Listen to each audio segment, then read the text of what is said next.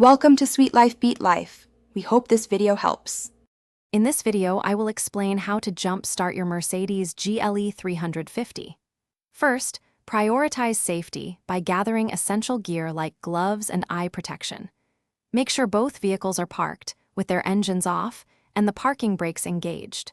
Then, locate the battery terminals on your Mercedes GLE 350, which are typically under the hood. Now, let's connect the jumper cables. Take the red positive cable and attach one clamp to the positive terminal of the dead Mercedes battery. Then, connect the other end of the red cable to the positive terminal of the assisting vehicle's battery.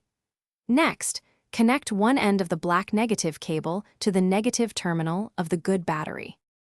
For the final connection, attach the remaining black negative cable clamp to an unpainted metal surface on your Mercedes GLE 350, away from the battery. This provides a good ground. Once connected, start the engine of the assisting vehicle. Let it run for about 5 to 10 minutes to allow some charge to transfer to your dead battery before attempting to start your Mercedes.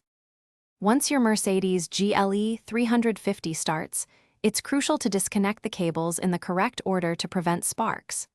First, remove the black negative cable from the unpainted metal surface on your Mercedes. Then, disconnect the black negative cable from the assisting vehicle. Next, remove the red positive cable from the assisting vehicle's battery. And finally, the red positive cable from your Mercedes. Thanks for watching. Consider subscribing if we helped you.